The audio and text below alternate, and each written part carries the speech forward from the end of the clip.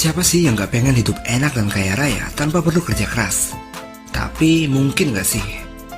Gue pengen berbagi cerita sama kalian. Gimana gue bisa mendapatkan apa yang gue punya sekarang tanpa kerja keras. Sebelumnya kenalin dulu. Nama gue Chris. Gue tinggal di daerah Kumuh sama mama gue di Jakarta. Kita berdua hidup pas-pasan setelah mama menceraikan papa beberapa tahun yang lalu. Alasannya karena mama tahu kalau papa kerjanya jadi gigolo. Sekarang mama cuma buka warung makan kecil di depan rumah. Di sekolah, gue termasuk anak populer.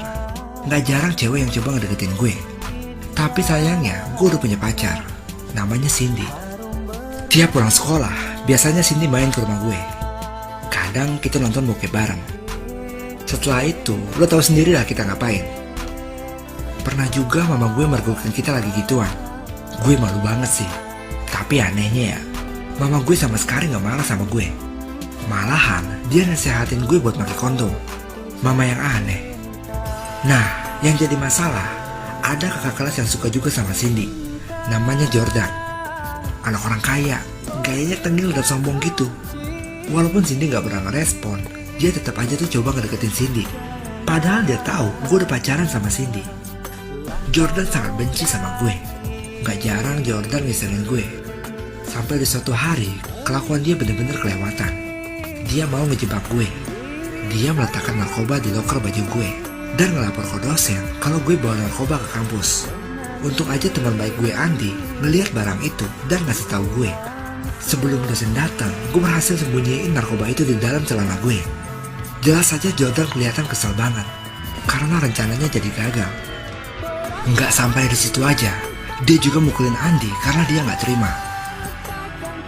Saat gue berusaha nolongin Andi, dia minta gue buat balikin narkoba milik dia. Jelas aja gue nolak, walaupun dia mau bayar gue. Kami pun akhirnya adu mulut, sampai akhirnya dia keterlaluan banget. Dia ngatain Cindy cewek murahan. Kami pun bertengkar hebat sampai pukul-pukulan, dan akhirnya dosen kami datang dan misahin kami. Di saat itu, Jordan ngancam gue. Dia nyuruh gue bilang ke dosen kalau gue mukul dia duluan. Kalau enggak, dia akan bilang ke dosen kalau gue bawa narkoba. Karena gak ada pilihan lain, gue pun ngikutin keinginan Jordan. Karena kejadian itu, gue dikeluarkan dari sekolah. Gue benar-benar bingung mau bilang apa ke mama. Gue pulang bareng Andi di hari itu. Di perjalanan tiba-tiba hujan. Di tengah hujan, kita ngeliat seorang cewek yang lagi ganti ban. Tanpa mikir panjang, langsung aja gue tolongin tuh cewek. Dia cantik banget sumpah. Udah gitu bajunya nembus lagi ke dalamannya karena kena air hujan. Bikin gagal fokus anjir. Setelah selesai gue tolong, dia nawarin uang ke gue, tapi gue tolak. Sebagai gantinya, gue minta kartu nama dia. Gue cek namanya, Friska. Ternyata dia seorang produser film.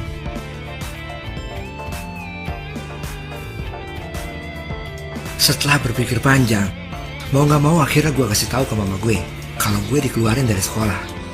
Tentu aja dia kaget banget dan benar-benar gak nyangka. Berita ini membuat penyakit stroke mama gue kambuh, yang mengakibatkan dia dirawat di rumah sakit sampai berbulan-bulan. Dan mama pun gak bisa kerja selama dia sakit. Yang membuat gue tambah bingung, gue gak punya uang buat biaya berobat mama. Dan sebentar lagi, gue harus bayar kontrakan rumah. Apes banget deh gue. Mama gue ngasih tahu gue buat minjem duit ke sepupunya Jenny. Selain punya bar, dia juga terkenal sebagai mucikari yang sukses. Dia satu-satunya orang yang selalu bantu kami kalau lagi susah.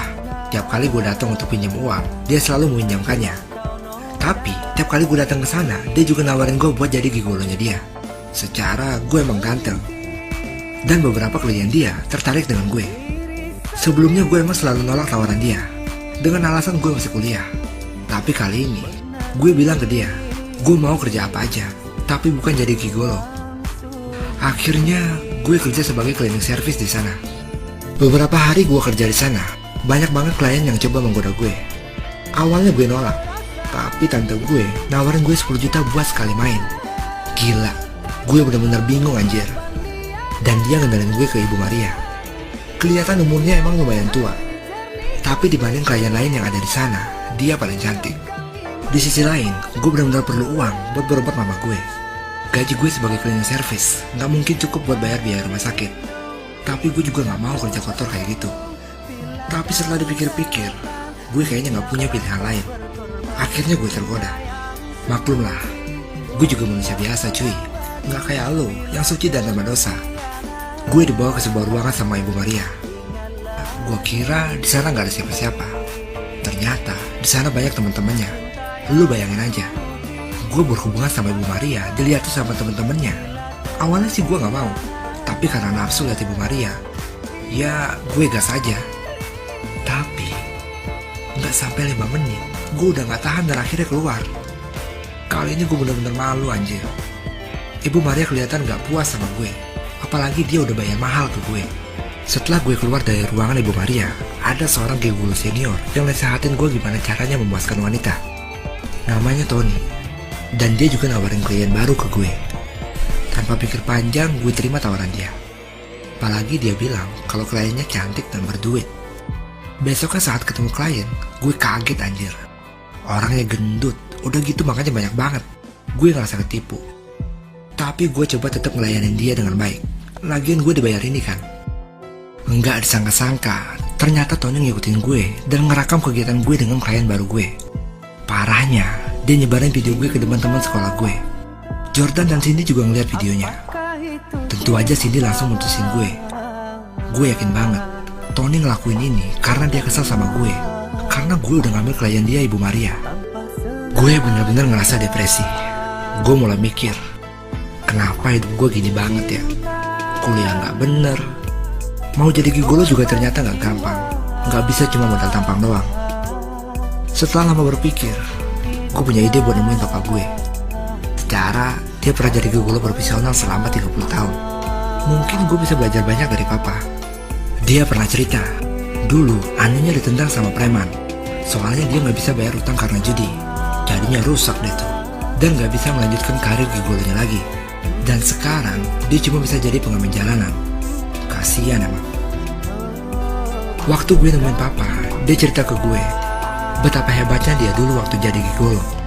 Gak ada wanita yang gak puas sama dia. Selama beberapa hari, gue banyak belajar ilmu sama papa gue. Dan gue sadar, semua kerjaan itu perlu kerja keras, termasuk jadi gigolo. Setelah gue siap, gue balik kerja sama tante gue. Sehari, gue bisa ngelayanin 3-4 wanita. Dan semua wanita puas sama gue. Saat ketemu Ibu Maria, gue minta dia buat ngasih 1 kali kesempatan buat ngelayanin dia. Gue bilang, kalau dia gak puas, dia gak usah bayar. Kami pun bercinta untuk kedua kalinya. Dan kali ini, dia ngerasa sangat puas sama gue. Tentu aja, Tony sekarang jadi iri banget sama gue. Sering gue diminta datang ke rumahnya Ibu Maria dan nemenin dia sampai berhari-hari. Dia bilang ke gue, suaminya jarang di rumah. Dia sering cerita ke gue kalau suaminya seorang politikus kaya dan punya kekuasaan. Namanya Pak Taslim. Tapi suaminya gak pernah bisa memuasin dia dan terlalu sibuk dengan pekerjaannya. Dia juga bilang dia suka banget sama gue dan minta gue buat jadi simpanan tetap dia. Beberapa bulan berlalu, gue mulai jenuh sama kerjaan gue.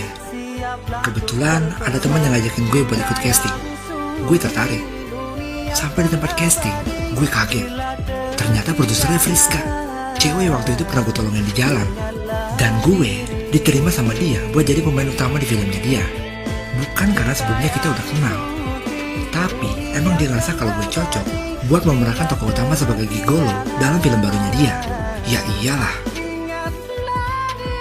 Mungkin karena sering ketemu dan ngerasa nyaman, gue jadian sama Friska.